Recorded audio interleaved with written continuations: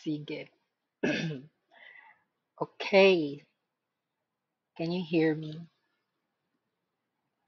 Okay. Sige. This is very easy because you know everything.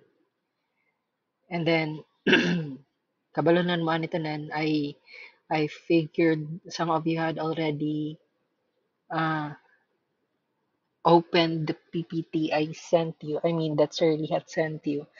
Pero just to discuss, I'll be sending. I've created this one. Hopefully, na may makatunan maski gamay. Sige. Pero wala na naman ni daan. Bantay di mo makapasar sa ko exam ha. Passing ato 50. 50 items, 50 ang passing. 49 bagsak. Sige. Let's begin. This is your CSA for science. Science, this is merely like a general perspective. Like we do not delve deeper into the concepts. And usually the topics here are those that could come out not just in the let but in other exams that you may choose to have later on, like if you plan to sana take the civil service exam, the coverage there sa exam would be similar to the coverage I have put in here. So kaya ra kaayo jud ninyo. And also this is expected that these are already familiar to you. Makabalog mo ani jud. Sige, let's begin. First is for the life sciences part, because science is a very broad scope.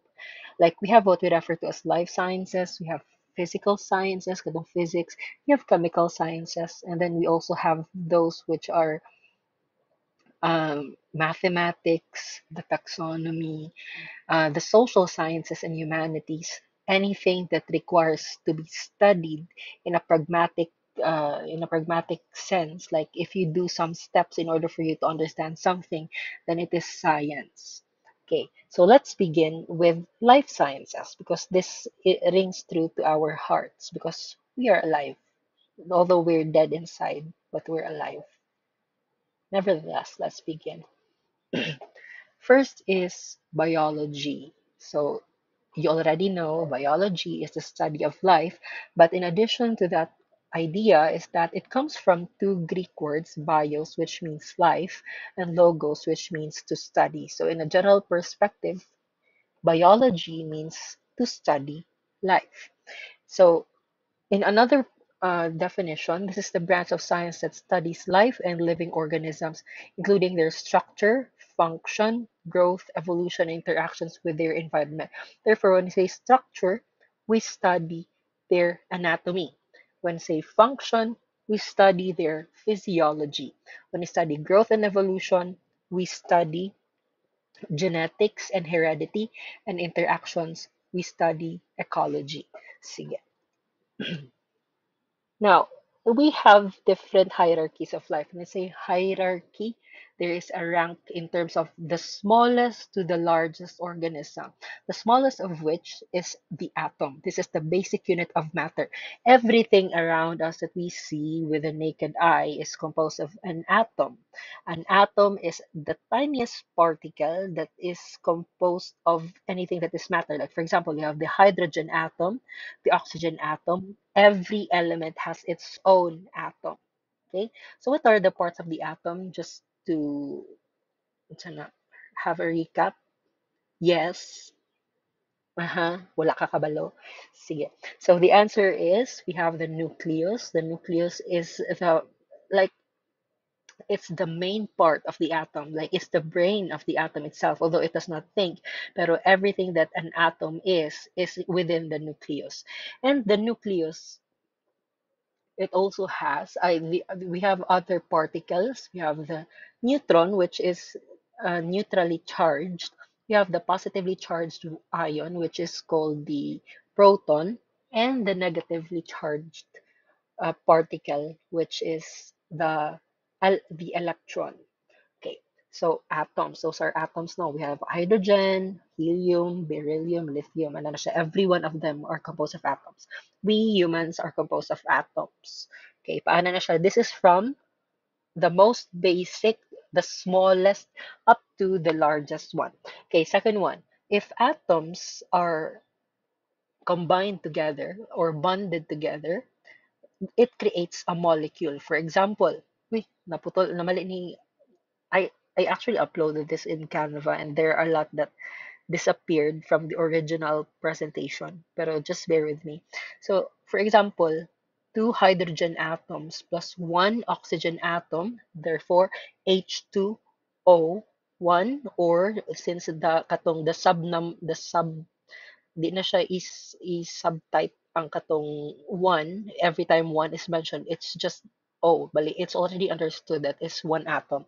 So H2O or water. What are the other molecules? Like for example, um, glucose. Like for example, the sugar that is created by plants, it is C6H12O6. So six atoms of carbon, 12 molecules of hydrogen, and six atoms, and the 12, another six atoms for oxygen, C6H12O6. That is a molecule composed of how many atoms overall? Very good, 24. Sige. Now, the organelle. If ang molecule, is composed of atoms, the organelle also is composed of smaller molecules. Like, for example, ang kaning mga organelle, these are like when molecules are bonded together in living things. This is since we're looking into the hierarchy of life now. So, if molecules are bonded together in living things, living organisms, they form an organelle. An organelle is a very small organ-like structure that makes up the cell. So there are many parts of the cell. Like for example, the nucleus. The nucleus of the cell contains the DNA, like kanang everything that makes us who we are, the chromosomes, also to kuan the the guanine, cytosine, uracil, I forgot the T and the A. I no longer remember. Pero yeah, that is what makes up our DNA, part of the nucleus. And then we have the mitochondria, the very popular mitochondria, which is yes, the powerhouse of the cell. Without the mitochondria, there is no cell. There are other organelles. Like, for example, if it is a plant cell, we have other parts which cannot be found in a plant cell. Like, for example, the cell wall and the vacuole. Tama ba? Yeah, you could research on that. I'm not very sure. And then we also have other parts such as the nucleolus and the endoplasmic reticulum. So daghan kaayo siya. Anything that makes up a cell is called an organelle. Pero remember, there are different organelles per uh what's ni per type. Either it's plant cell, it's an animal cell, it's a protist, it's a eukaryotic cell. So ano siya. So parts of a cell, organelles. And if organelles are combined together, they form the basic unit of life, which is the cell. And the cell is the smallest structure considered alive. So, ang kaning mga everything before this one, the first three, the atom, the molecule, and the organelle, they are not alive per se. Pero what is being considered as the smallest living nga unit is called the cell. So we have animal cells, we have plant cells, even bacteria are as small as cells since they are unicellular. Ano na siya. And when cells are combined together as well, they form tissues. Especially if they serve a function together. Like for example, all the cells, when cells are combined, to create the skin, they are all called the skin tissue. If the cell is useful for voluntary body movement, then therefore it is a muscle tissue. Ano siya. And then tissues, when they are bound together to perform a function, they are now called an organ. An organ is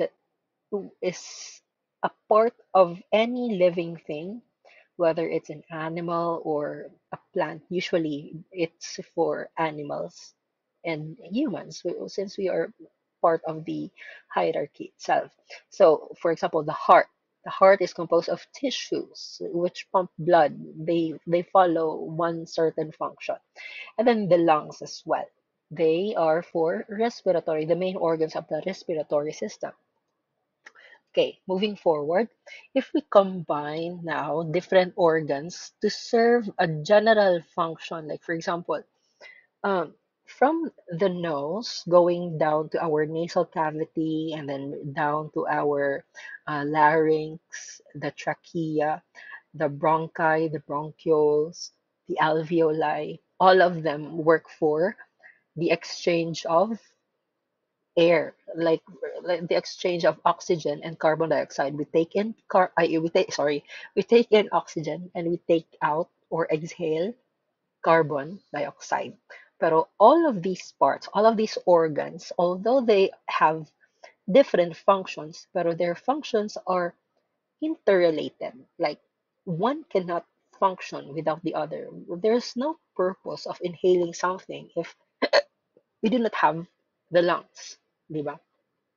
What other organ systems do you know? Di ba daghan kayo? As far as I could remember, there are 12, pero I have only introduced 11 in here since ang katong 12 to 1 is also another system that is integrated in another kuan. Palimurag if you may have noticed, there are parts that are part there are some organs which are part of one system, and then later on when you look at the slides, it's also part of another system. So they serve not just one function but many functions. That is why we could not single them out as a member of a certain organ system. And different organ systems make up one individual or one organism. Like for example, we humans, we are one organism. Okay, so we are made up of different organ systems. That's from the outer part, we have the integumentary system, and then we have the muscular system, the skeletal system, digestive, respiratory, endocrine, excretory, and sa pa, the lymphatic system. Napa ba ko'y nakalimtan? The circulatory system as well. So, can you imagine we are we look very basic, pero deep inside we are actually composed of different organ systems which work together to maintain homeostasis, the balance within our bodies. That is how amazing we are. And then pili lang ka og mga tao nga mali. Charis. Sige. Number 9. Uh, Different organisms, when working or living in one specific area, they call what we refer to as a population, like a group of a specific species in one area. Like for example, sa inyong purok, that is one population. You're living in one area, a group of people, group of animals, that is a population. Usually, if the term population is used, it should only refer to not just to people, but to animals of the same species. Okay, like for example, in a forest, you cannot group in a population the lions and the tigers, although they are from the same family, but they are not the same species. Therefore, two different populations. Okay, number 10, community. Different populations living in one area. Okay, for example, the forest itself.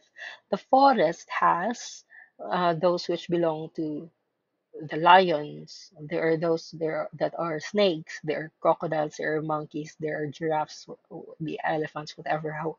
What you want to see in the forest itself.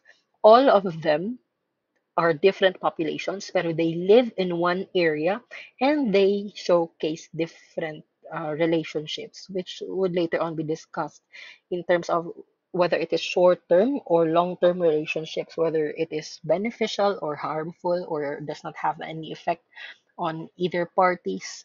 Yun, ano siya. That is what makes up nature. That is called a community. And then, when living organisms are being studied according to how they thrive in an area, bali, a community of different species versus or vis-a-vis, yun sa alongside non-living things. So living plus non-living, that is now the ecosystem. Okay, we study not just those who are alive, but those which are non-living things. How do the living things make use of what are not living? That is the ecosystem. Therefore, the study of ecology as well. And overall, biosphere, that is all the ecosystems on Earth. So this is the zone of life.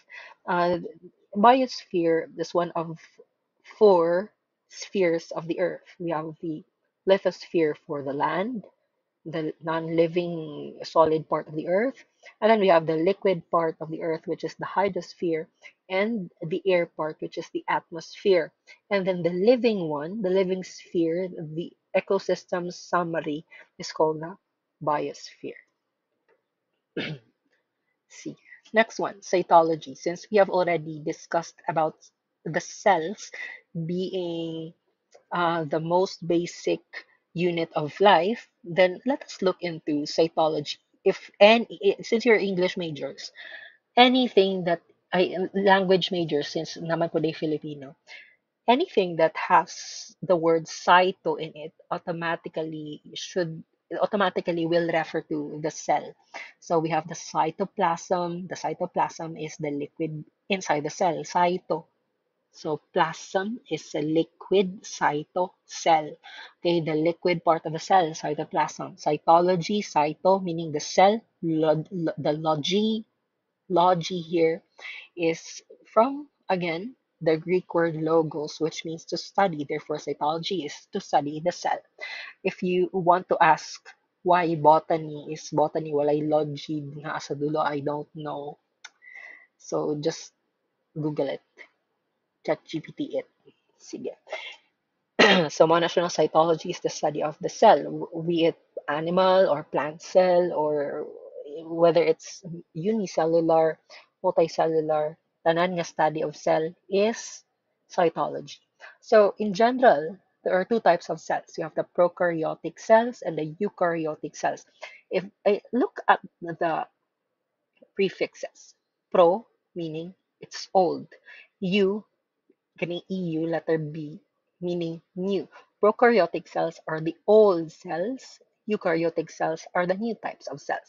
So we could assume that the prokaryotic cells are the ancient cells, like legendary na sila karon. They are really very old.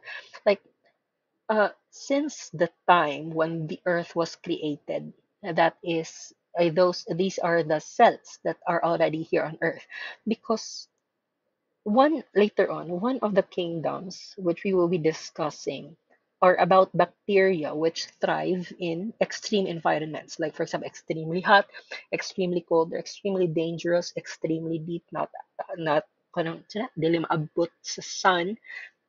Everything that is ancient is prokaryotic. So, mao na siya. The difference lang yun, the main difference between prokaryotic and eukaryotic cells is that later on, in time, the cells themselves, since there is what we refer to as the evolution.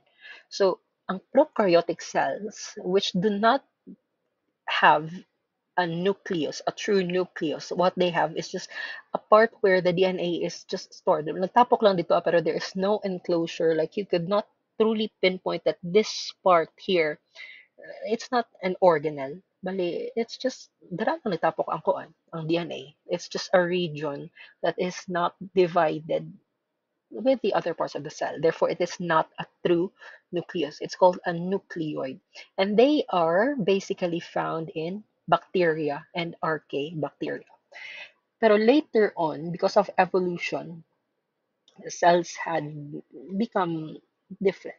Although there still are old cells, and by those that still thrive in extreme environments. But those that changed are creating their own nucleus. Like there should be something like a covering for the nucleus. Therefore, they became new organisms, which are called the protists, the fungi, animals, and the plants. Mo lang dyan na ilang kalayan lang yun.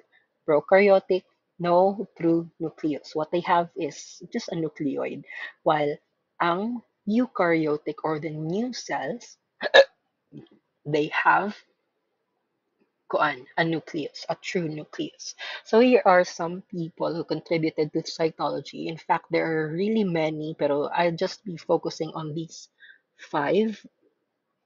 So first one, we have Robert Hooke. So Robert Hooke is an English scientist who in 1665 discovered cells from a cork made from the bark of an oak tree. So nana kanang microscope that you know right now, that is already a better version of what they also na, remember sa na tawag, a microscope na sila microscope na karaan. Pero it was later on um, developed by Anton van Leeuwenhoek. He is a Dutch scientist often called the father of microbiology simply because he has enhanced the microscope as we know it today. So ingon ana na duol-duol na sa kanang atong microscope that we use today. So he was the first to observe and describe that there actually are very small microorganisms. Kani mo kay Robert Hooke, kani sa first one, is he only discovered cell from a cork, meaning it is no longer living. What's a cork? Di ba? So the cork is soft, kind of rubbery wooden something that comes from the bark of something to cover a wine bottle usually. So it has to be removed through a corkscrew. So therefore, it's already dead. Pero because through the advancement already of that time, katong naa na sila katong the old microscope, the ancient one, I not the ancient, the the na dili pa tong tanim ni Anton van Leeuwenhoek. Robert Hooke was able to discover the cell from a cork. Pero, ang first naka-discover og mga bacteria, even mga small organisms, is Anton van Leeuwenhoek. That is why he's called the father of micro, meaning small, biology, small life, study of small life, microbiology. So, he called them animalcules. They are molecules in terms of their size, molecular ang size, but they're also like animals since they behave like animals. Like, for example, later on, we will be discussing about protists. Like, for example, have you heard of the term, of that red tide? The red tide is, is a phenomena that is caused by the proliferation of a protist called the dinoflagellate. The dinoflagellate behaves like an animal, although it is unicellular, meaning it is very small, as small as a cell, but it has its own head and it has its own tail called the flagella. It's dinoflagellate, dino from dinosaur. Mura siya dinosaur because it's old. But it has a flagella or a tail. So you could Google it. It's just like it has a flagella, but the flagellum there is the tail itself, which is what it uses for swimming. Overall, these protists are called protozoans. Tama ba ako pag-pronounce? Yeah. Yeah, that's how I remember it. Sige. And then we have Robert Brown. So si Robert Brown is the one who discovered that cells have nucleus, and he stumbled upon this fact when he was studying orchid cells. And then we have Matthias Jacob Schleiden. He's a German botanist who proposed and concluded that all plants are made of cells, as well as Theodor Schwann. Actually, they're friends. Si Theodor Schwann and Matthias Kleiden. Kani sila duha work side by side. They're both German. So, lahi-lahi ilang focus. Si Schleiden focused on plants. That is why he was the one who proposed in his study and later concluded that all plants are made of cells. And later on, Theodore Schwann discovered it as well with animals. Kang Schwann, animals. Schleiden, plants. Schleiden, plants. Schwann, animals. Okay, remember that. There's also one I think who is also very important. He is the one, wait, Sap. He is the one who discovered that in order for us to study anything that is related to sickness, like it's called pathology, we have someone who studied that it should be studied in a cellular perspective. Like, yeah, it's called cellular pathology. That is Rudolf Virchow. Okay, so you have to study diseases at a cellular level in order for it to be understood. So yung ano siya, it's also very important.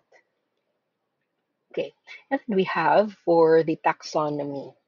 So, taxonomy now. Any questions? Wala kay mahimo no kay recording man ni. Just Google it. Sige, taxonomy. So in science, this is the branch of biology that deals with the naming. You name something, taxonomy. You provide its scientific name, still a name, taxonomy. When you describe something, like what is it made of, what are its parts, taxonomy.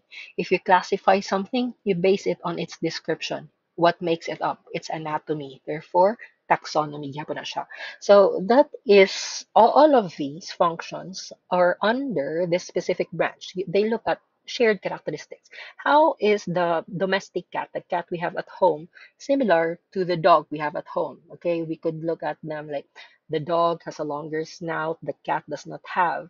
And unsa pa ba ilang kalahian. So the sizes as well and ano siya. So that is why we're able to distinguish that this is a cat, this is a dog.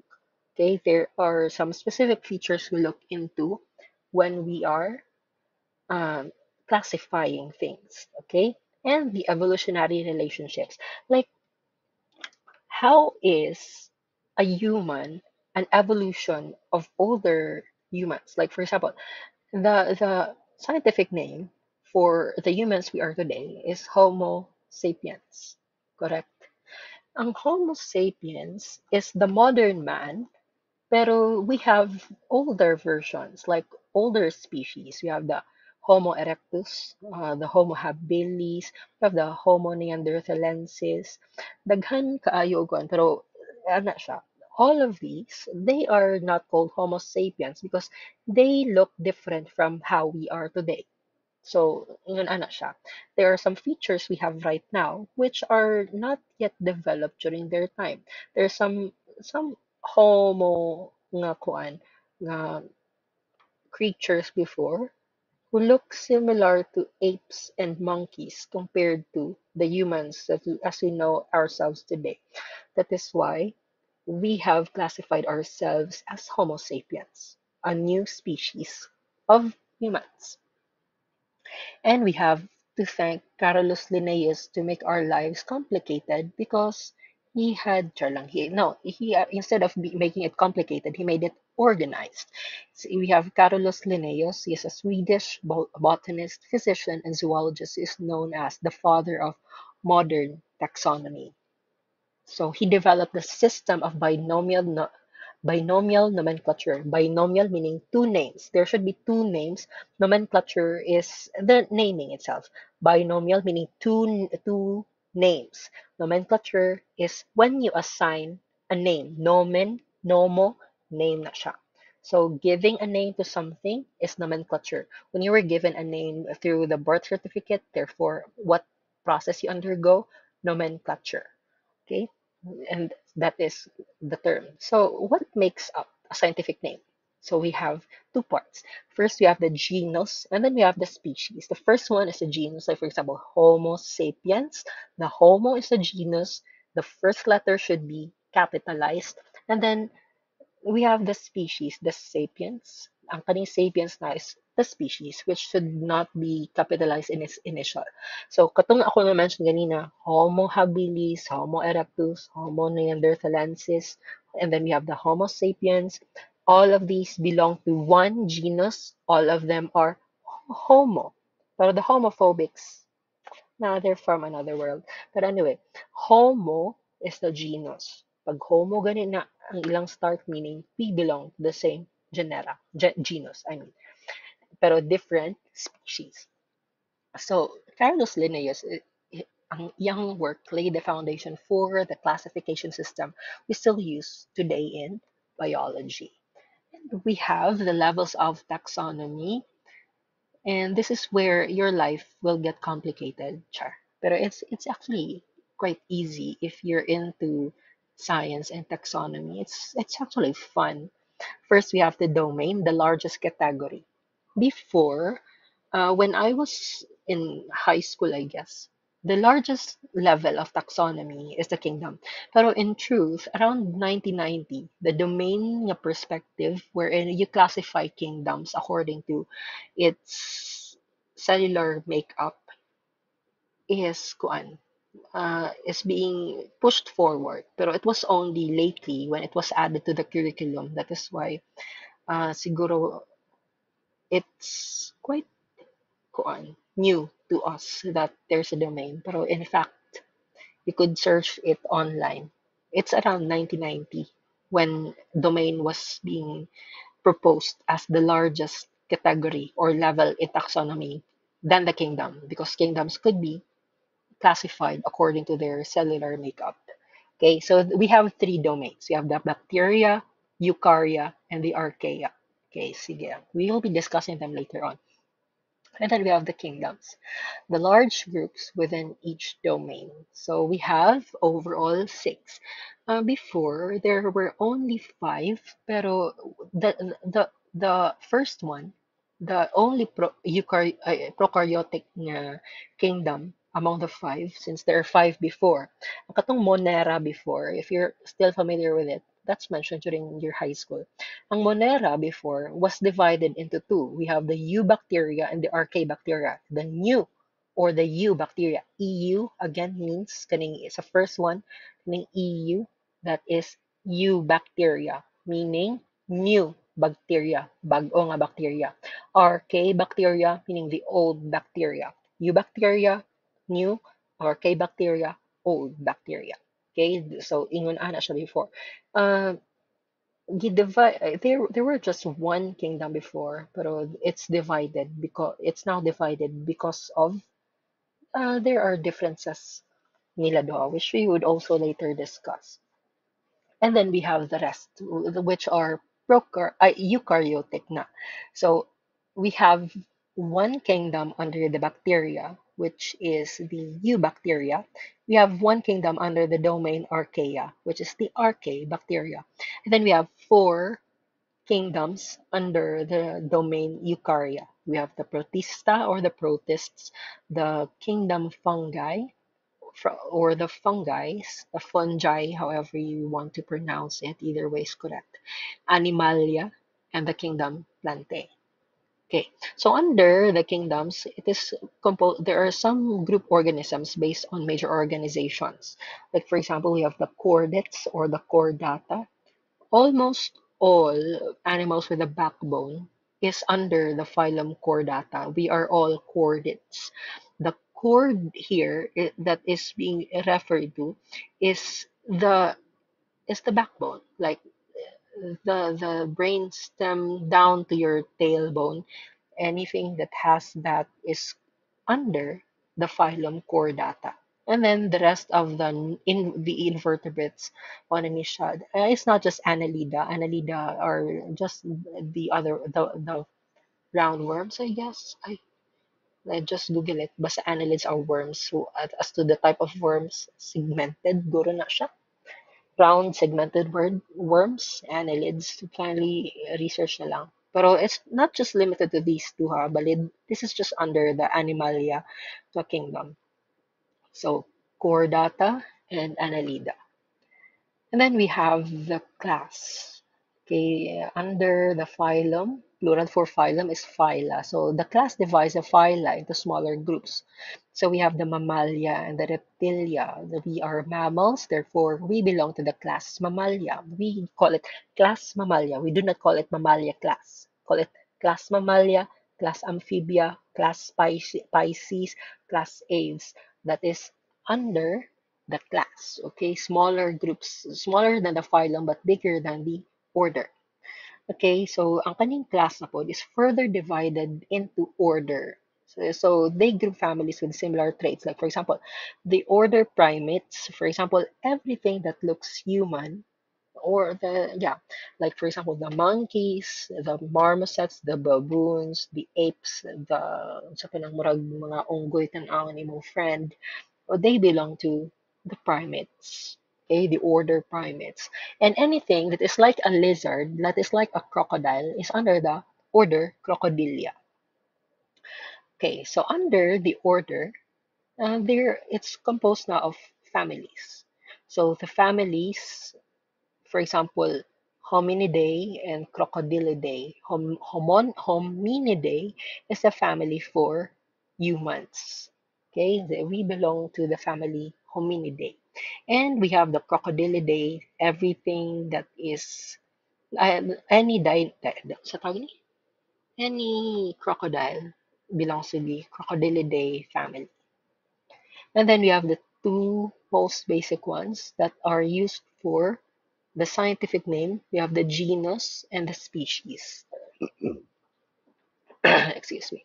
So a genus is a group of closely related species. So like for example, Homo, everything that has a Homo in its scientific name belongs to one specific genus. And Crocodylus as well. So for example, Homo sapiens, these are us, the modern day humans. And we have the Crocodylus porosus. These are the crocodiles which thrive in saltwater, therefore seawater or saltwater crocodile. And we could memorize all these taxonomies according to their hierarchy, according to this sentence.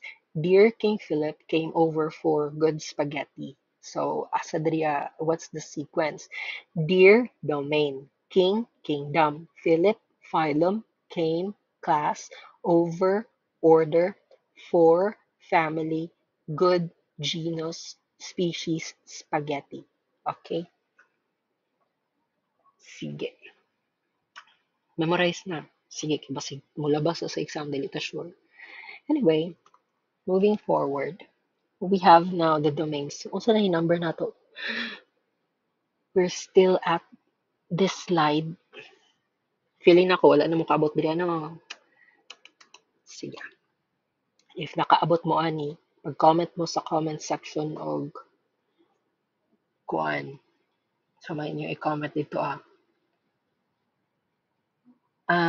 anti-disestablishmentarianism. Bantay mamali og spelling. Kung makita na ko na plus points.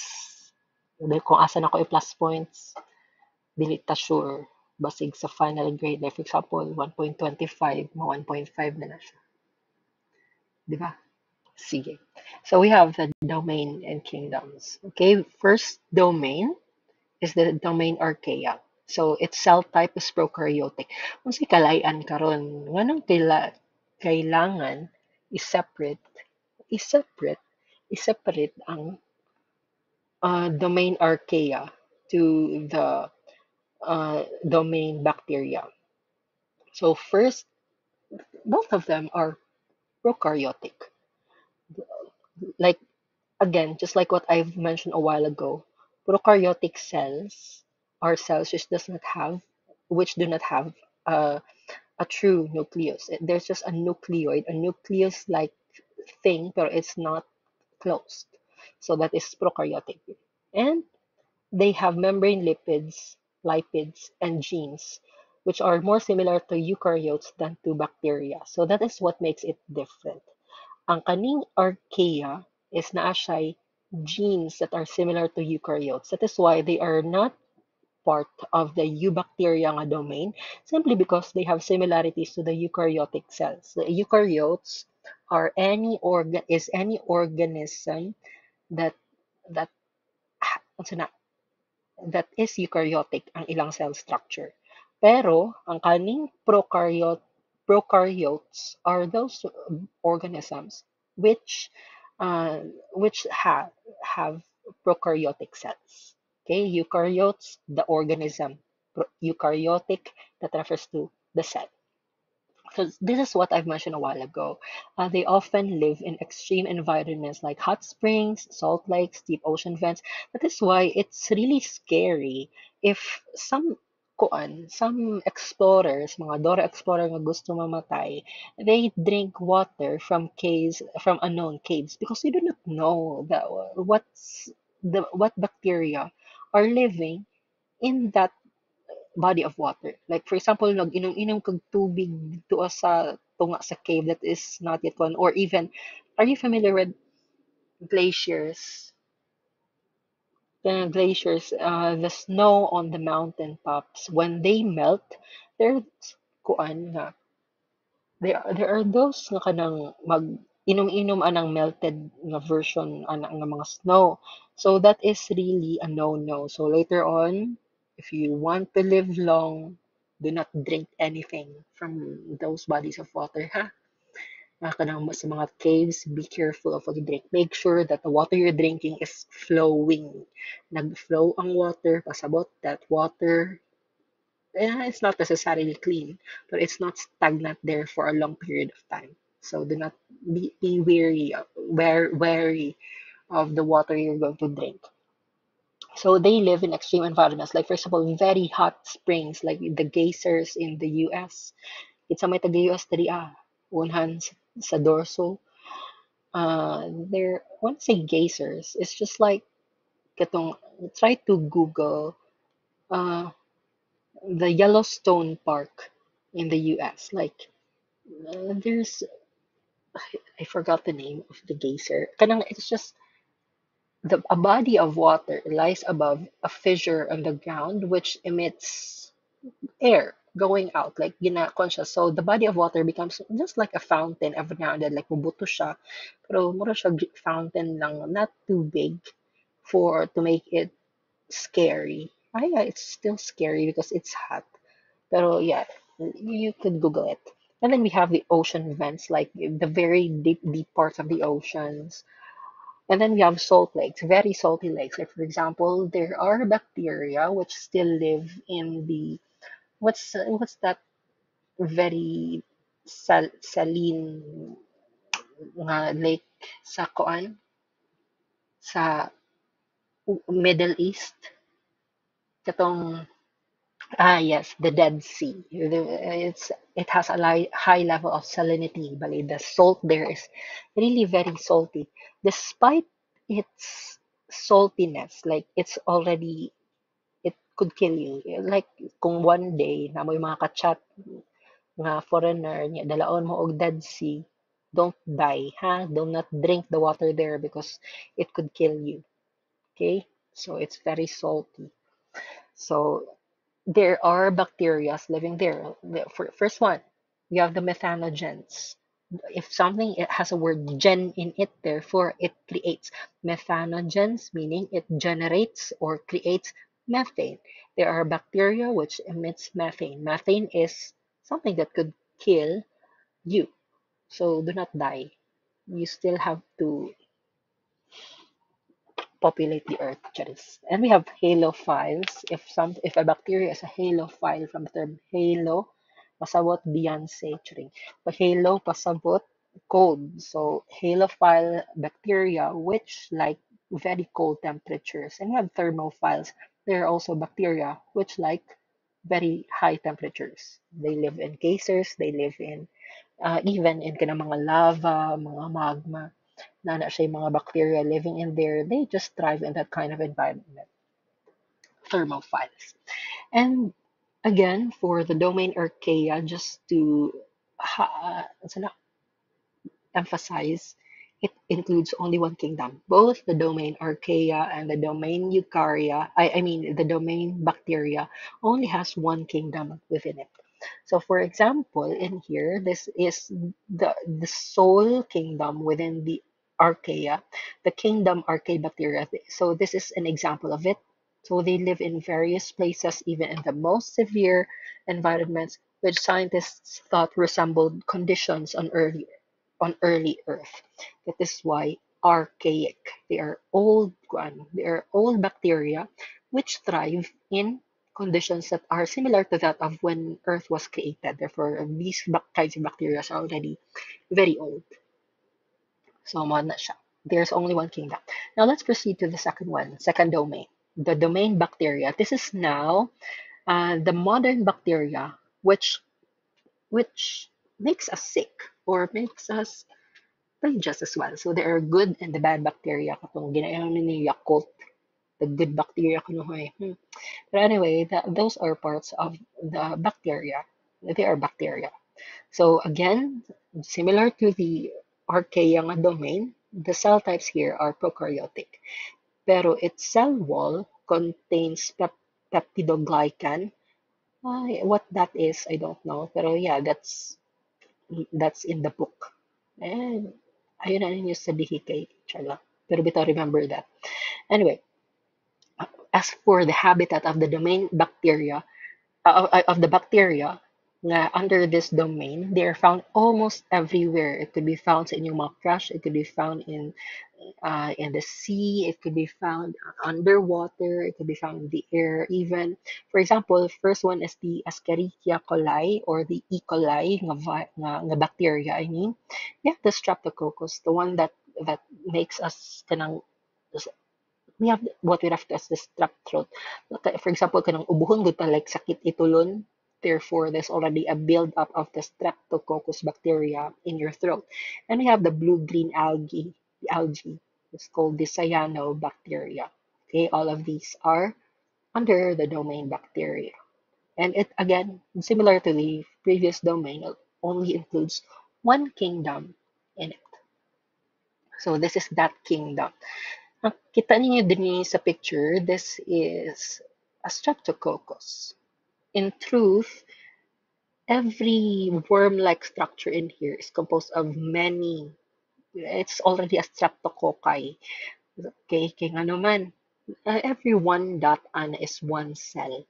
Okay, and remember, di ba, eubacteria are unicellular, one cell. So, ang ginahimo aning Streptococcus is they form chains. Muna siya mura siyang ulod tanawon. Pero in truth, it's composed of already many bacteria. Okay, they are referred to as the true bacteria. Now, let's proceed to the longer part, which is the domain eukarya. Feeling ako kaning atong kuan karon would be 2 hours. Sige. So the domain eukarya or the eukaryotes, most of which are multicellular, meaning some of these are some of these are composed of only one cell. Mostly is naalang siya sa protista nga kingdom and the fungi. For protists, there are many protists that are unicellular pero eukaryotic. Like ito naman siya nako ganina, the dinoflagellates, the protozoans, as well as that disease you may have already heard about it katong amoeba, katong amoebiasis. It is caused by a protist called the amoeba. And then we have others such as the paramecium, and then what's pa ba to? So mo to siya, that's for the kingdom the protists. And then we have the kingdom fungi. There's one in here which is unicellular, like one cell nga being under the kingdom fungi, and that is the yeast. Kanang yeast nga ginagamit ninyo sa tawag na paghinog hotcake para motubo, that is a fungi. Okay? Dili na siya mushroom, pero it belongs to this domain. Belongs to this domain and kingdom. And then for Animalia and Plantae, kani sila both kingdoms are all multicellular. Okay, they are not just single celled, pero they're composed of many cells. Okay, moving forward, we have the first kingdom, the kingdom Protista. Ay, tama, tama. I remember, nagbutang ko mga picture. Okay, first one. Its cell type. They are eukaryotic, meaning they have a single nucleus na sila'y gina-follow nga nucleus. And most of them are unicellular except the algae. Tanan nga algae are part of the protist. Like, we have the golden algae. If kindly research ha, golden algae, I guess, once belonged to the moneran na part. Pero it was later on reclassified as a protist. Okay, muna siya. Okay, so kindly Google that. We have other algae, like what I've mentioned ako ganina, katong cyanobacteria, those are the blue-green algae, how do you pronounce that? And then we have the green, the brown, the yellow algae. So ano lang siya. So it has unique traits. They are really highly diverse, and most of the protists live in waters. Kanang mga tubig-tubig na area. Just like, for example, this one, kaning the picture at the top, this is an example of an amoeba. The amoeba is shaped like this. It thrives on water area. Water areas. Mo nang ang uban nga mga tao is kanang naay amoebiasis because they drank water nga naay amoeba living in that water. Kanang usually tap water nga kanang di ko ingon nga limpyo kaayo. So there are some of us humans nga murag immune na sa tap water, like they don't get affected, like maanad ra ka kadugayan mo na ilang ingon anad-anad lang. But for those who are sensitive, it's not bad to be sensitive. They actually could get the disease called the amoebiasis, kanang mag wet ang stool. And then the picture at the bottom, this is an example of what I've mentioned a while ago, the dinoflagellate. Kita mo ani murag yang kamot. That is a flagella. And then it has its own tail. Kanang iyang duha kamot, isa ka tiil, every one of them is called a flagellum. Flagellum. And it's what helps it swim. Okay, that is animal-like, therefore protozoa. Okay, so kani sila anything, ang kaning protest man good, it's very diverse because tanan nga bali murag mahulog siya sa luanan nga kingdom. Tanan nga murag bacteria nga dili bacteria automatically is classified as a protist. Okay?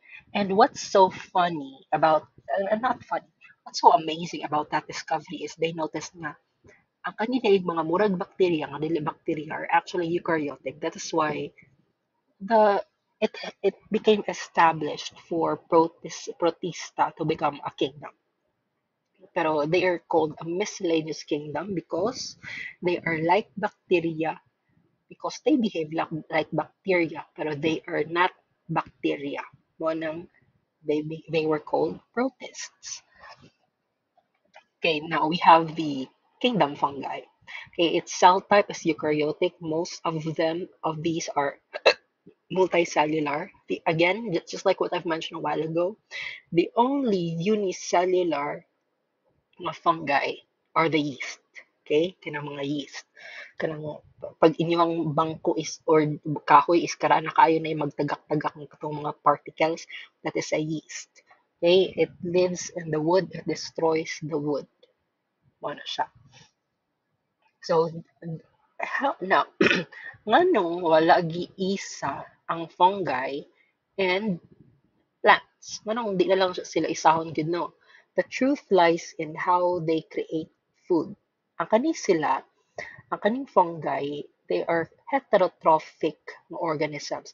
Heterotrophic, pasabot, they could not create their own food. Just like plants, di ba? Plants create food through the process called agoy, wala nakabalo. It's called photosynthesis, like the plant making process of plants. Its end product is the glucose. Correct.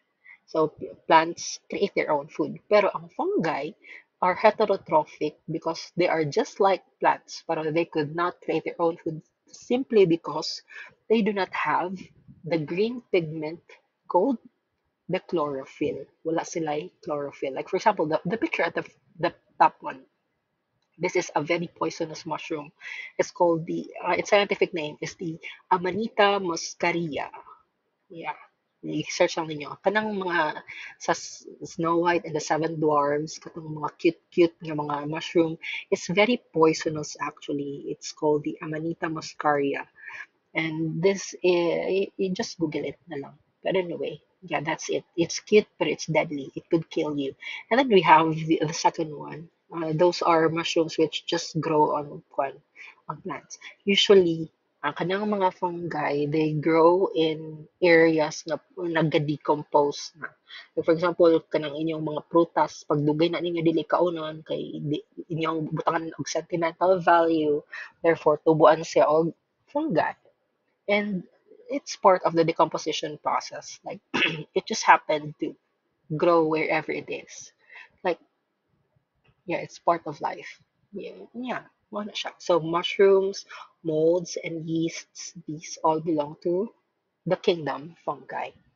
And also their cell walls, mao po ni ang kalay ano, another difference is that ang both the fungi and the plants na sila cell walls. Animals do not have cell walls. We humans do not have cell walls. We have just a cell, what's it now? Covering. I forgot the term. Yeah, we have a cell membrane. Yes, that's the term. The cell membrane, but we do not have the cell wall which covers the cell itself. So, ang kaning fungi is similar to plants in that perspective, since fungi has their own cell walls. Pero their cell walls are made of chitin. Kaning chitin ang spelling nila, it's chitin. Ang kaning chitin is similar to that of kanang the shells of shrimps. Kana siya. The shell of shrimps, the shell of the squid, the shell of the the crab, and those are chitin. Okay? Chitin na sila. So, ingon ana po ang structure, that's what makes up the cell wall of the fungi. Okay, now let's move forward into the kingdom Plantae. So for kingdom Plantae, all of these are eukaryotic because they belong to the kingdom, the domain Eukarya. And all of these are multicellular. And among all the kingdoms, ang kanilang plants, except the green algae, kaning under sa kingdom algae, they have, they are autotrophic, meaning they could create their own food. Autotrophic self. Okay, the auto, meaning you are the own creator of your own food. So you create your own food. And in this case, they use photosynthesis. And then their cell walls compared to they have cell walls just like fungi, but their cell walls are made of cellulose. And they store energy as starch. Ang kaning starch, when you break it down, this is the final output of the photosynthetic process called the glucose. Example, pine trees, grapevines, mo ni akong gipangbutang diri ang junipers, any plant that mga tanom sa inyong mama, those are kingdom Plantae examples. And last one is the kingdom Animalia.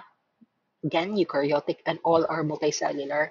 So these, its main what's na, difference is that their cells have no cell walls. No, na-mention na ako ganina. And are heterotrophic. Heterotrophic, unsa gyud meaning? Sige, balik ito yung ako ngayon ganina.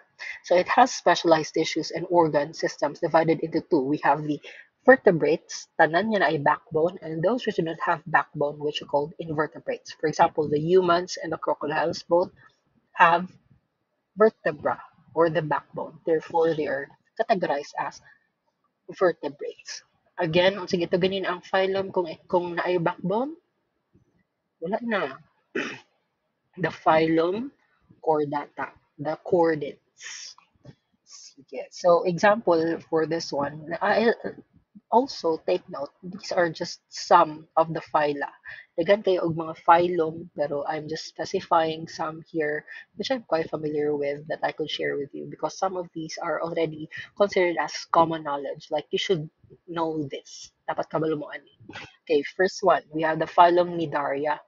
The members of this phylum have stinging cells. These stinging cells are called nematocysts. Kanang yun nga, kanang napaso mo sa something that is emitted by the jellyfish, the sting in there. Those are cells that are kanang nasa ilahang galamay. That those are called nematocysts. You have the corals as well, the hydra. All of them could sting you. Pero these stinging cells are called the nematocysts. The one in the picture is called a Portuguese man of war. If you find this in a beach, ayaw kaligo, palihog lang. If you want to find true love, kay the the stings ang iyang nematocyst ani niya mura ra ni siya plastic balloon nga naglutaw-lutaw sa dagat. Pero in truth, these are very deadly and they come in clusters. Di lang na isa ang molangoy. Pag magkita gani kag isa, ayaw kaligo.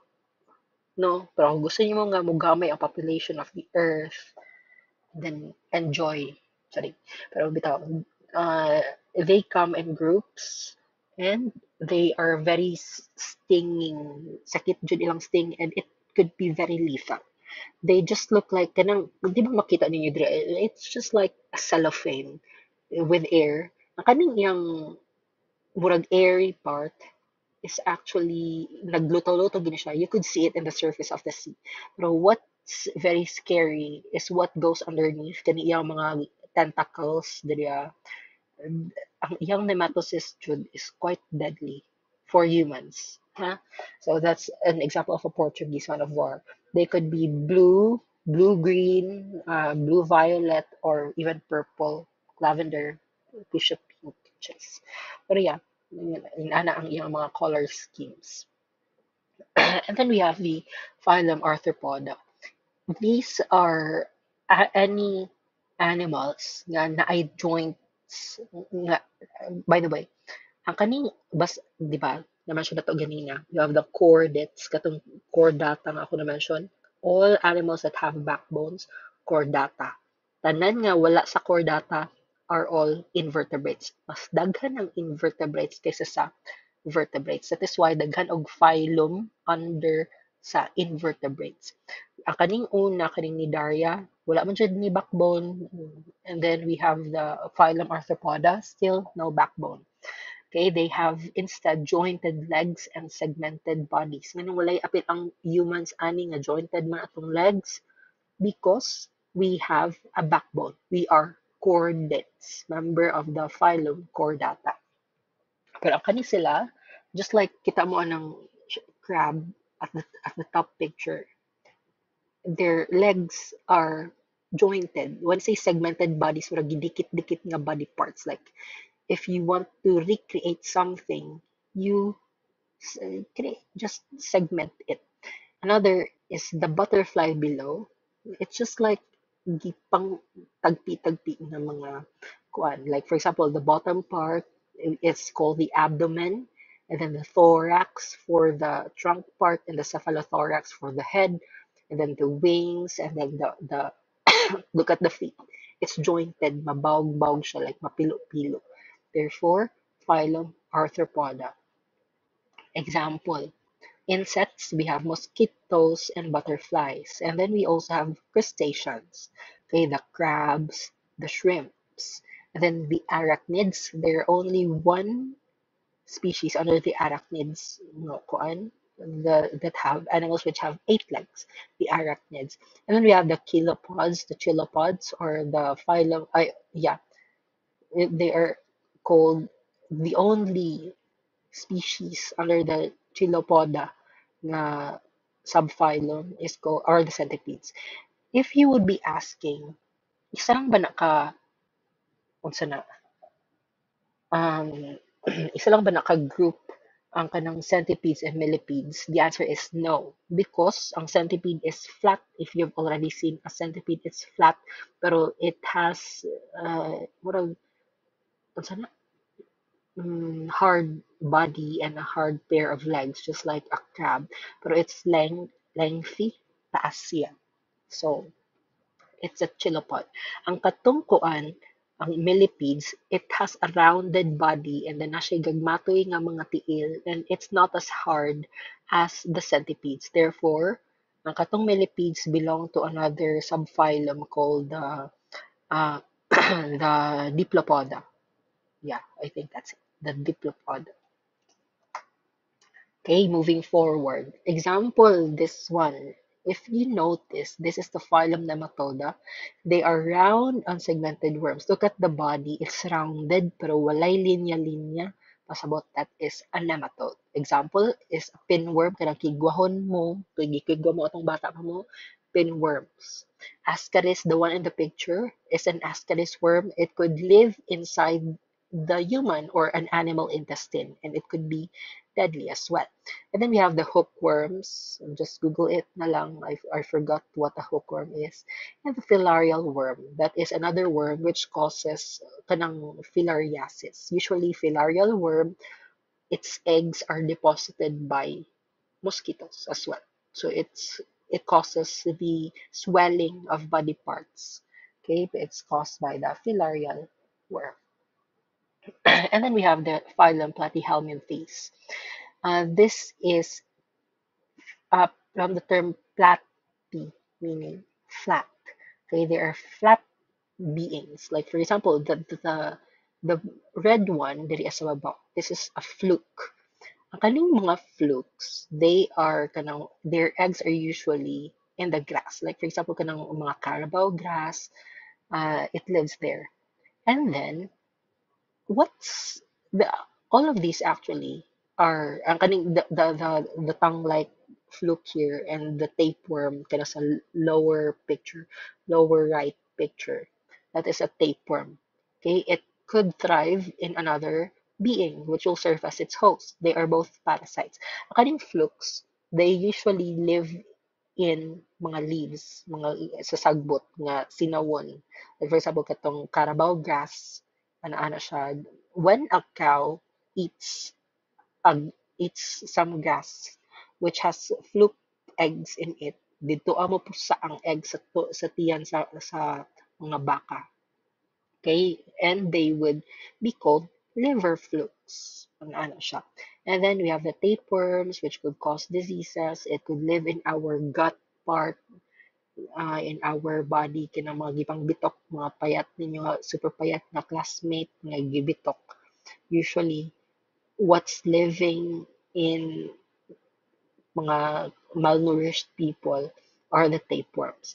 And then we have the one in here sa taas that is called a planaria. This is the only platyhelminthes that lives in the water. It's quite big. Not very big. Siguro mura kada ko sa inyong finger. But what's so funny about this planaria is that if you cut it into two, it could regenerate. So, kung tungaon na nimo ang space, kita mo na murag mata niya nga duha ka buok. Kung tungaon na nimo siya dira ka tunga, it could regenerate two heads. Okay, mun ana siya may mo siya duha ka heads. If you cut it in four, therefore after some time it could regenerate and become four planaria. Ana siya. So amazing.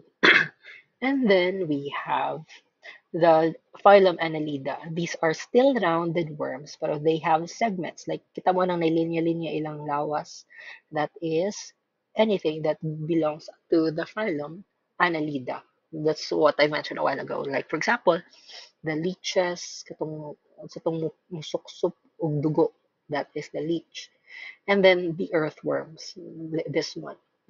Just to give you an idea, earthworms have both the male and female cells or gametes in their bodies. Therefore, they could recreate on their own. They are both male and female. They are called hermaphrodites.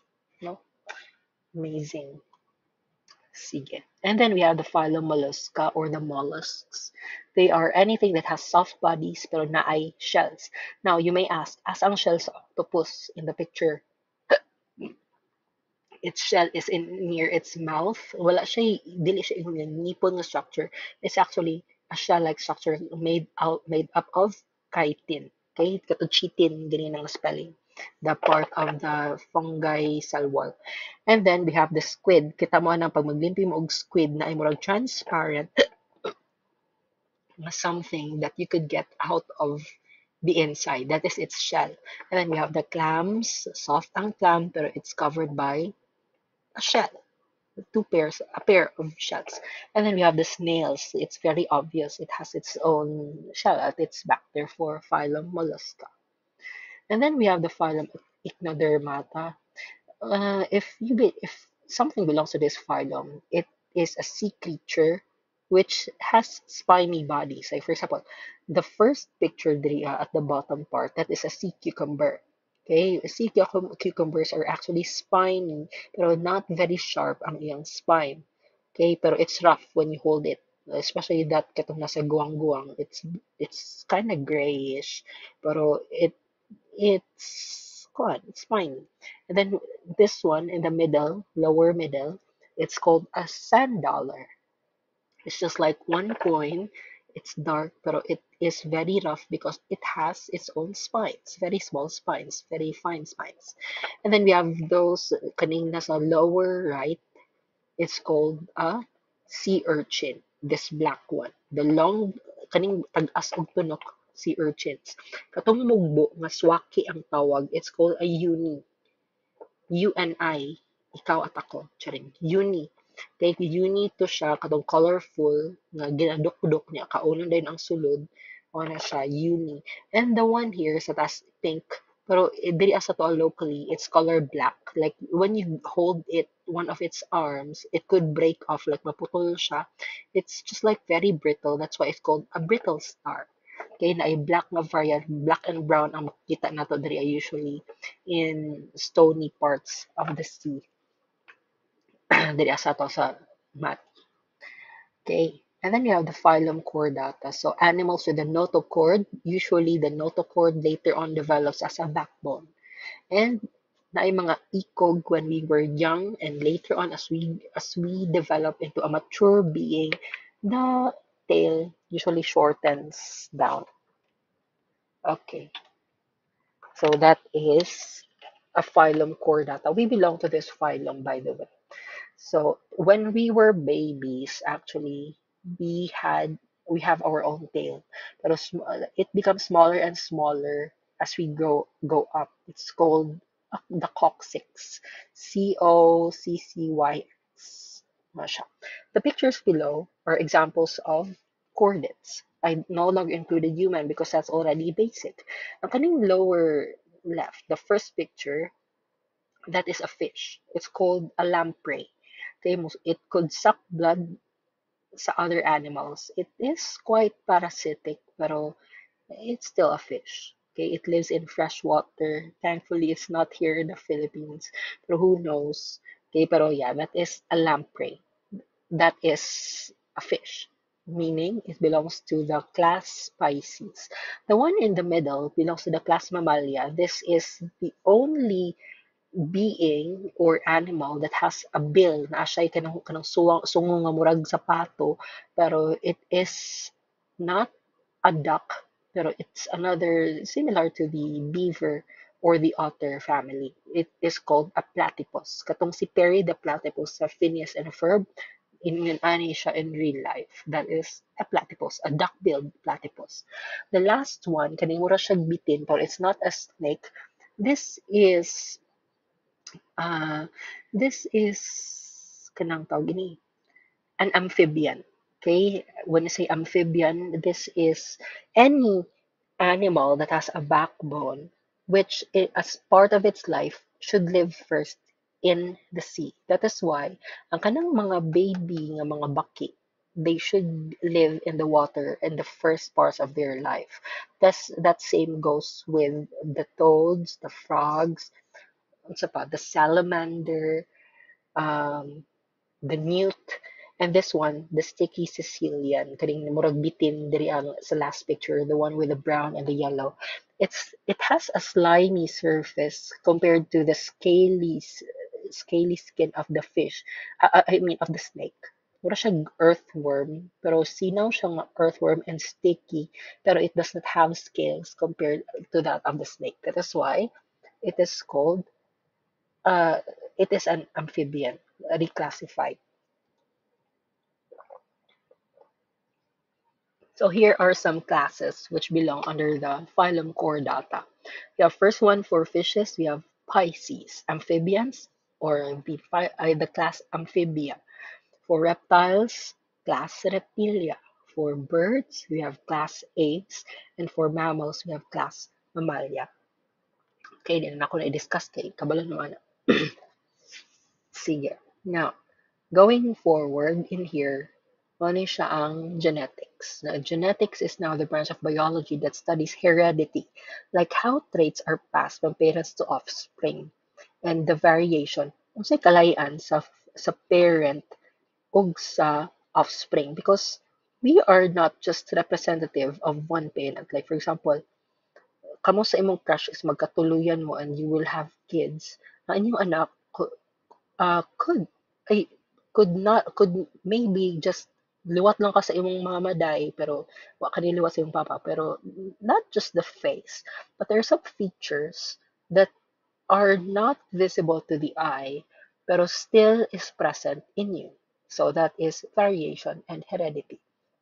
So it deals with genes, DNA, and the molecular mechanisms that control inheritance. And this field was founded by Gregor Mendel, an Austrian monk in the 19th century. So, ang kaning si Gregor Mendel, there naman ko'y law before. I forgot the name of that law. That is the law for priests. Like, if you will be working for a certain church, you should not just be focused or solely intellectual in the about the church, like religion, di lang religion imuhang master, dapat na po kay another field of expertise. That is why Gregor Mendel studied botany, and in his study he noticed that there are some pea plants kanang gisantes kanang ano nang ginagamit sa chapsuy nga lingin-lingin nga liso, that those pea, the green peas, tingala siya nganong naay mga peas nga dili pa siya super hinog pero it's already yellow. Apoy mga peas nga they are in one pod na ay green. That is what he used in his study. Mo yang gipang crossbreed. It ay sorry. And that became his study of genetics. It began with his fascination with pea plants. So there are two types of traits in the study of genetics. First one, we have the phenotype. Anything that you could observe in an organism is called a phenotype. Pheno, pasabot, observable. So for example, when you look at your crush, kita nimo, uy, nindot lagi siya og mata kay yellow, mo siya gihepachery. Like for example, kita nimo saya, he has fair skin. So fair skin, tangkad pag yun, tall, white, and handsome. Example. Therefore, those are the phenotypes. Another other examples, for example, there are some who are tall, there are some who are short, there are some who are straight.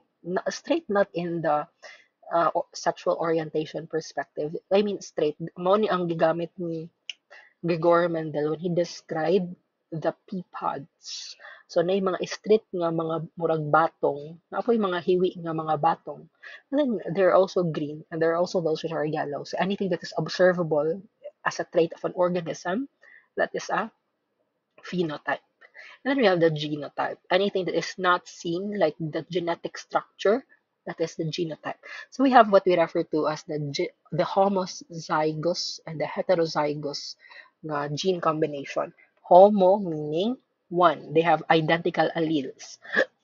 Example, kanang HH dira, for example, um, if something, pwede mo na assign lang nimo lang. Like for example, HH, we say, we assign it as, so may any descriptive na H. Kanilang letter T. For example, if tall, dagko nga T. Okay, duha ka T. T meaning tall. If dili siya tall, it shows the recessive nga recessive trait. Kaning gagmay nga letter T, therefore, homozygous recessive kung gagmay. Again, dominant capital, recessive small letters. Okay?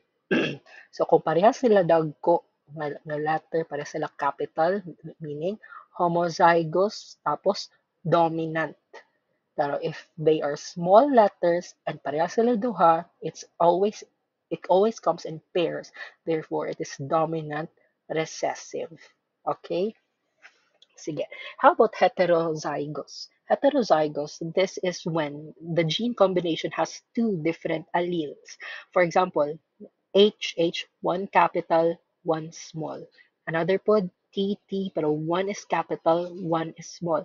So what does, for example, if you are someone who has a heterozygous genotype, if you have a heterozygous genotype, you would be displaying the dominant nga genotype. For example, if you are tall, example, in a family, example, ang imong papa is mubo, pero imong mama is tangkad, pasabot ana is, ang anak is tangkad gihapon because one is tall. Pero there's a percentage mo with like a possibility of who will carry the tall genes and who will carry the short genes. So for example, kung imong papa mo bo, imong papa ni mo mubo, imong mama is tangkad, and then ikaw, pag anak sa mo is tangkad ka, pasabot, there's a possibility that later on in life, if you will have your own children, some of your children will be short because you still carried the genes for short one. Mo na siya ang HHH nga dako, H nga gamay. Pasabot, you could show the dominant trait, but you still carry the recessive trait. Okay? Na ang kaning gamay always recessive. Ang kabaliktaran sa dominant nga trait. So we have uh, in here the two types of genes. We have the working genes and the non-working genes. When I say working genes, pasabot ana mao ni nga genes ang katong evident. Like for example, katong ingon ako ganina nga tangkad na kay isa ka tangkad nga parent, therefore ikaw tangkad, meaning the genes that you have is dominant.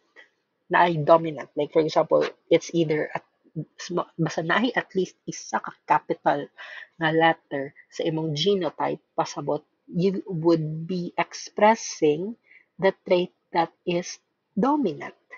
Pero if you are small, like for example, imong papa o imong mama kay mga tangkad pero naay isa ka anak nga mubo, pasabot both your parents are carrying genotypes which are heterozygous. Dako nga T o gamay nga T silang duha. So naay possibility nga half ana would be kuan. My God, dili man day ko maka-drawing og kuan Punnett square. We have what we refer to as a Punnett square in here. Wait, can I draw something here in Canva? No, I can't. So sad. But anyway, siguro I'll just create a separate video for that. How do I draw here? Wala no? No? Wala good. So sad. But I'll be teaching you because it could come out of the lot. Dapat kabalo mo saan mag-answer of Punnett square. Right? It's very easy. Kadali lang. Sige.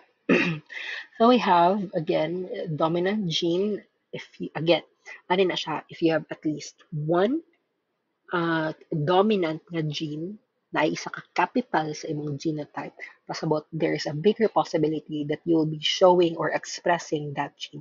Dira lang ka maputot. Like for example, tangkad imong both parents, dira na ka maputot nga anak. Di pasabot ana nga dili ka tinuod nga anak. Pasabot ana is you have kuan ang imong na duha ka parents are heterozygous ang ilang genotype and nasurtihan lang gyud nga di ikaw ang ni carry sa katong ilang small letters. So you have the small letter T nga gagmay. Therefore, mubo ka sa inyong family. Pero di ba pwede nga imo tanan nyo kay kasagaran ba ang mubo sa family kay mao day pinakagwapa mo yun sa akong mama. Pero sige. Anyway, let's move forward.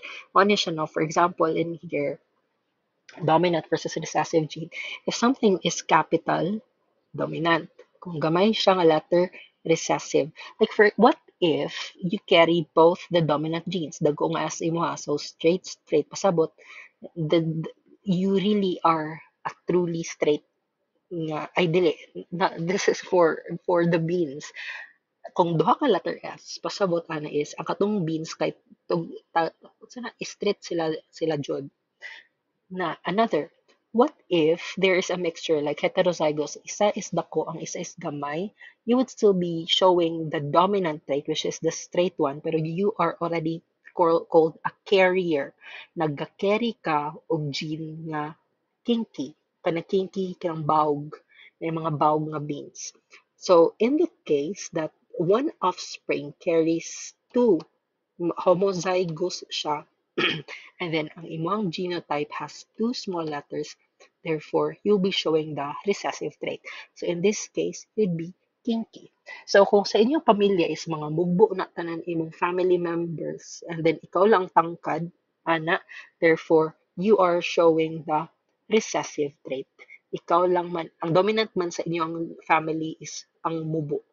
So, kung mubo imong kuya, mubo imong ate niya, pag-abot sa imo is ikaw lang ang tangkad, therefore, you show the recessive trait.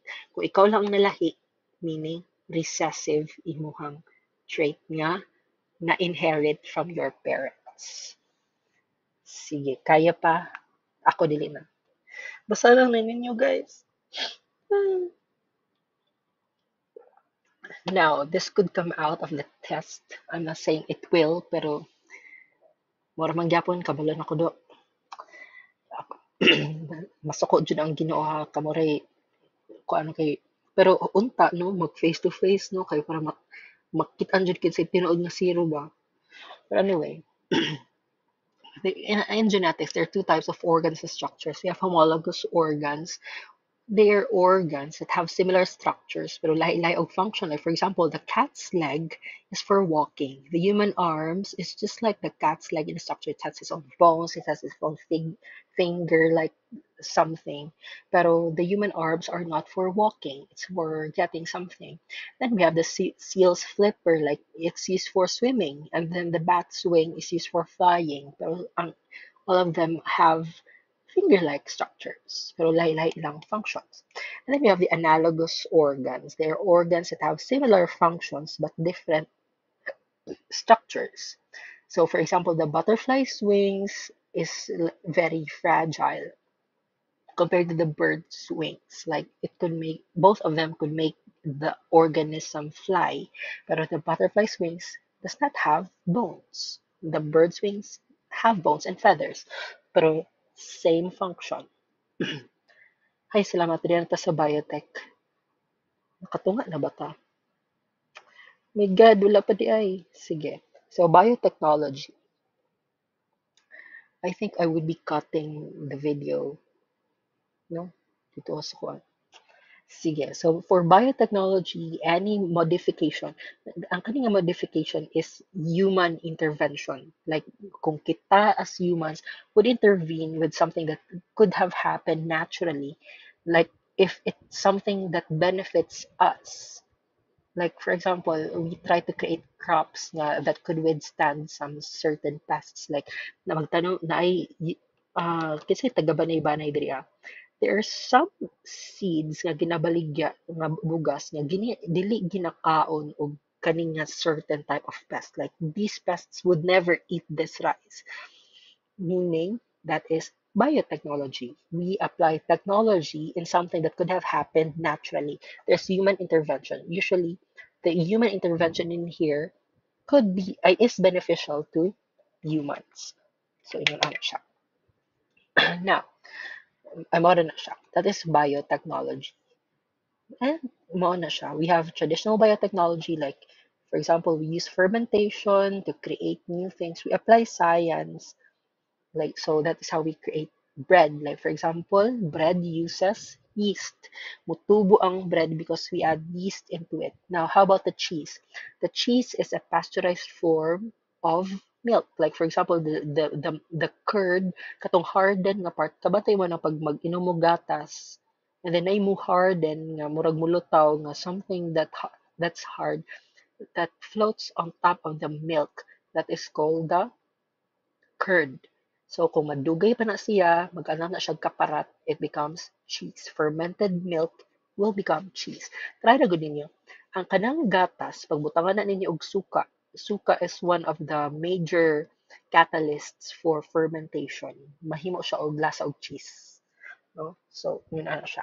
And then wine. We already know wine is a fermented juice. Like for example, grape juice that's stored in a barrel for a long period, as well as ang difference na nila is is from wine comes from either the coconut for coconut wine, rice wine, kana siya. And then we have the grape wines. They are fermented, while the beer comes from the plant called the malt. Okay, kanang ginasagol sa Milo. It's a malt. Ang kanang Milo, pero dili ang Milo mahimog beer, no? Pero that's the same source.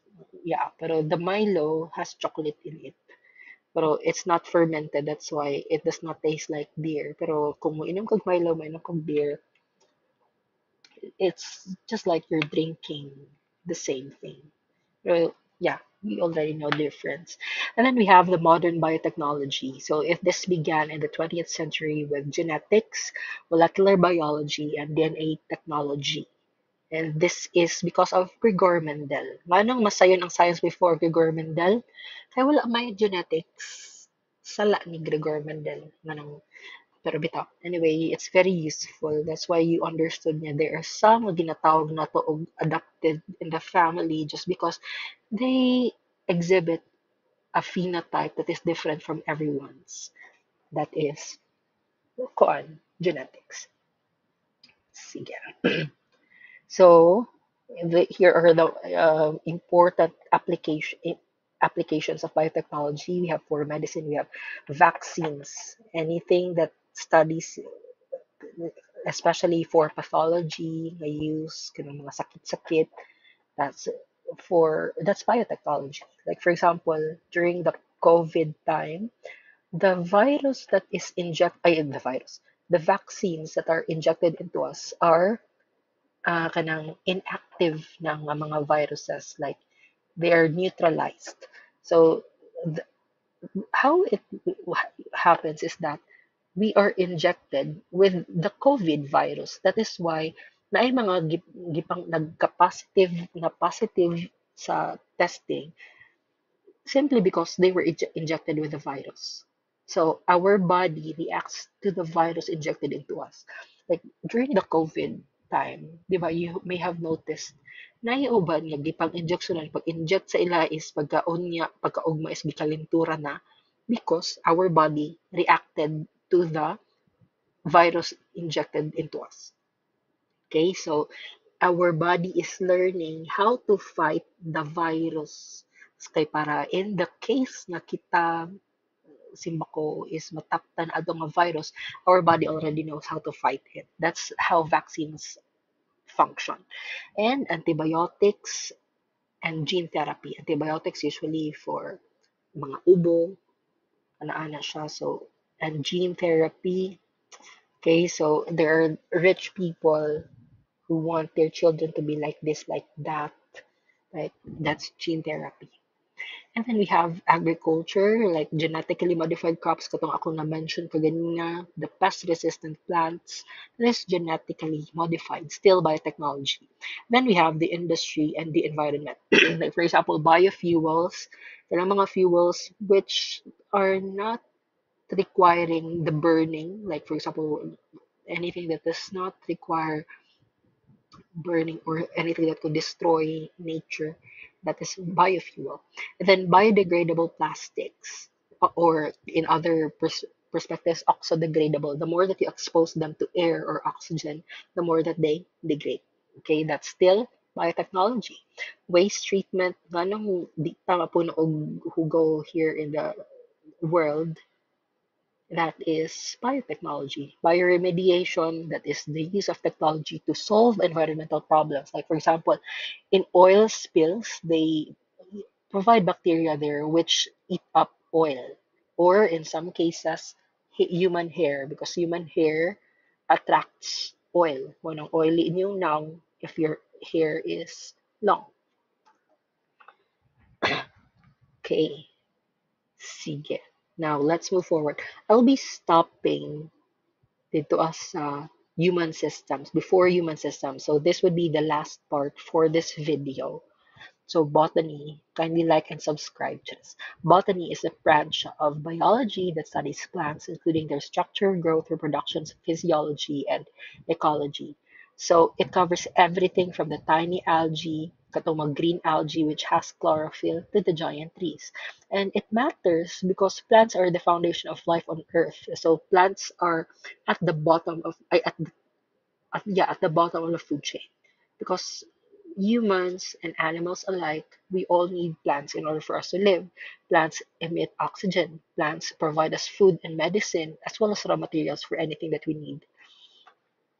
So there are two types of plants in a nutshell. So we have vascular plants and the non-vascular plants. Anong good sila part that makes them different? Anything that is vascular is any plant that could go up, like mutubo siya vertically.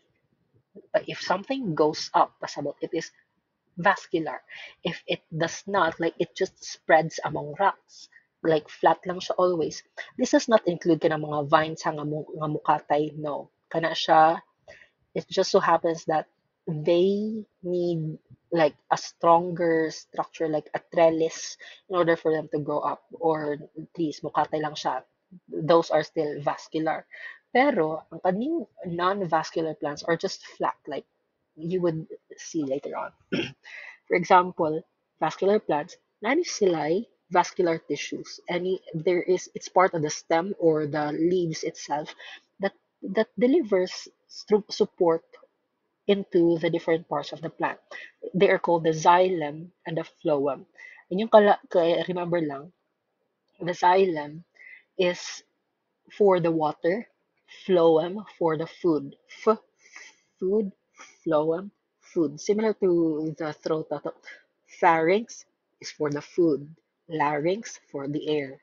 Okay, pero in here, for plants, xylem is for the water, the phloem for the food. Okay, so ang kaning vascular plants have three root systems, roots, stems, and leaves, and they could grow tall because vascular tissues give structural support. Wanang usa ka patas, like the trees, the shrubs, the herbs, the vines.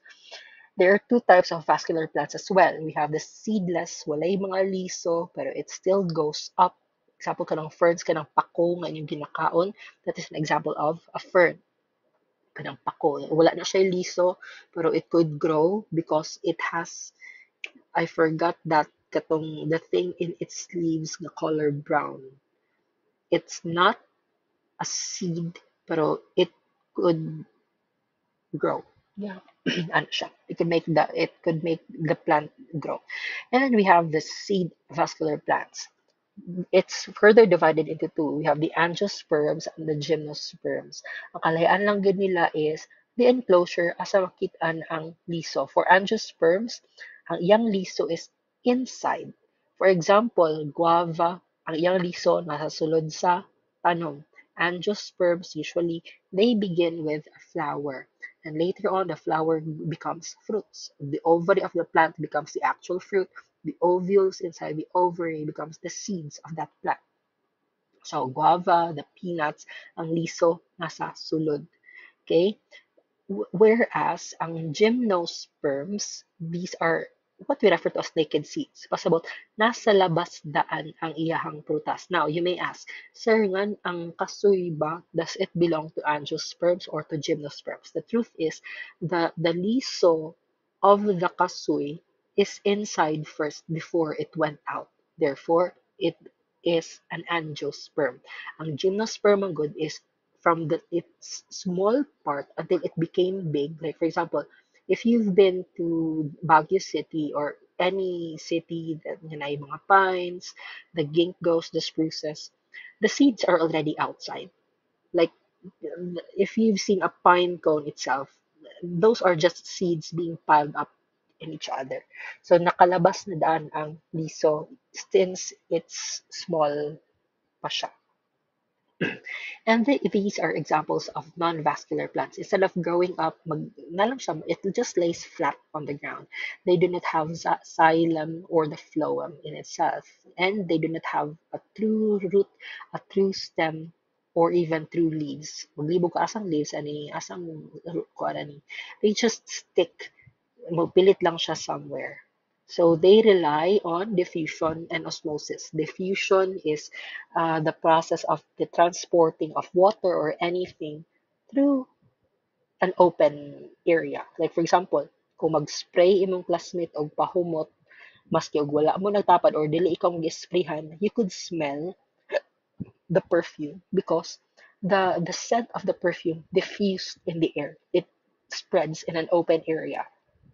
Whereas osmosis is when anything travels from an area of higher concentration to an area of lower concentration. Like for example, if you dip sponge into the water, musuyop ang sponge o tubig. That is osmosis. Okay? That you travel ang tubig na nasa basin would go up into the sponge through osmosis because there is no water inside the sponge. So it is osmosis. And always there should be in osmosis what we refer to as a semi-permeable membrane. Okay, diffusion, open na scattering. Osmosis is the transfer of anything, in this case, is water from an area of higher concentration, daghang tubig, into an area of lower concentration, katong in the sponge, through a semi-permeable membrane. Okay? So, mga na siya. Example are the mosses. Ang kaning nasa baba, kaning lumot nga mupilit sa kong nga danlog, mo ni siya, that is the moss. And at the top, this is a liverwort. Okay, kana siya is, nana siya sa forest, it's just on the floor. Di siya motubo, di mo siya mupilit or mukatay. It's just on the ground. Okay, that is a liverwort. And then another hornwort, Google na lang kay tapol na ko gimo ani.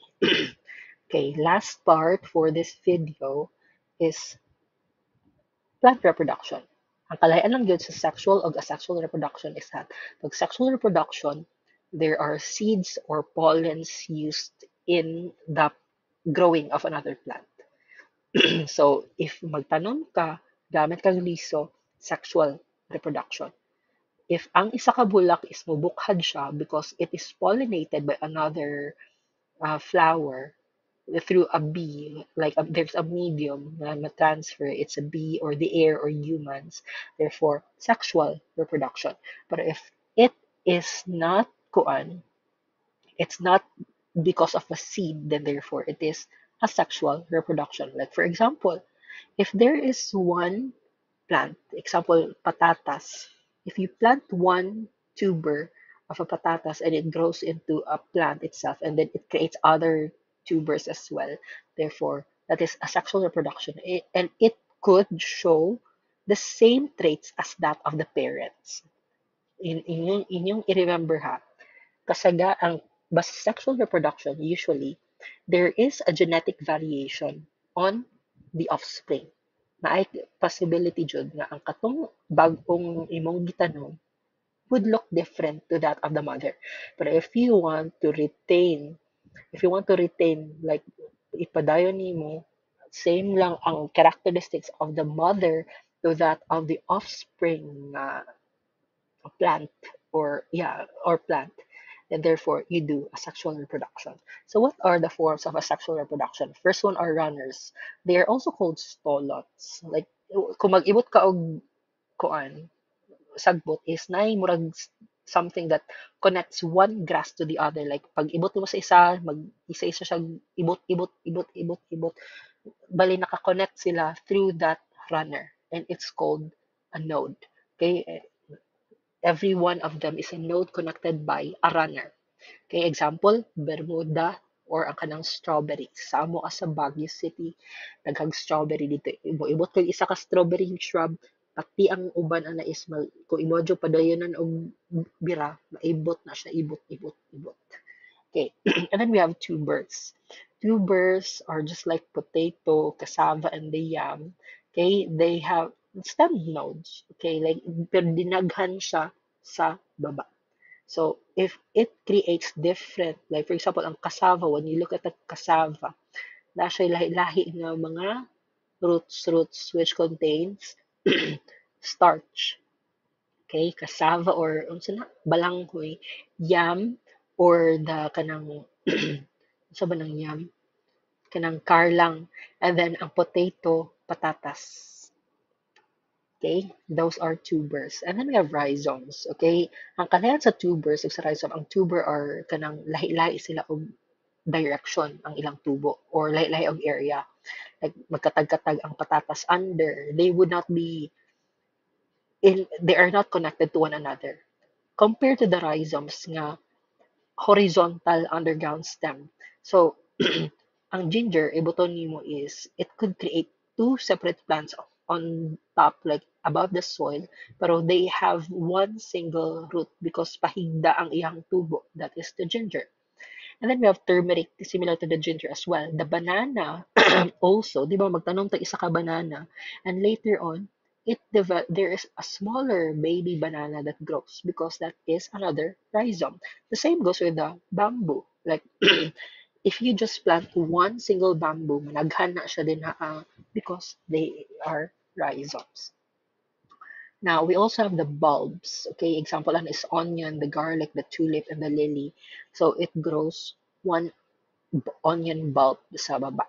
Okay. And then we have the corm. Similar to the bulbs is that ang bulb magod is circular, whereas the corm is mura siya og kuan. Um, kita mo anang kanang gabi, kanang gabi. That is the taro plant. Ang kanang gabi is kita mo na iyang leaves, mga heart pero at its base is dili siya as circular as the bulb, pero still, it has starch in it. So, mana siya, those are corms. And then cuttings. That's another way of reproduction wherein you cut a certain part of a plant. Like, for example, my mom, when we go somewhere, mamali siya, mangipo siya dito mga bulak-bulak. Kaya para itanom niya sa balay, ugsok niya diri. So those are cuttings, like for example, rose, hibiscus, or the gomamela, the katakataka is just like katong mura siya fleshy leaves. Balian nimo iyang leaves, itanong nimo ang leaf, the leaf would grow another plant. Okay, ana siya. And this is where it ends. So I will be creating a separate video for this one. Okay, murag tas-tas pa atong labanan ani. Anyway, if you have questions, do not hesitate to send in the group chat. Thank you everyone for making it this far, pero wala good.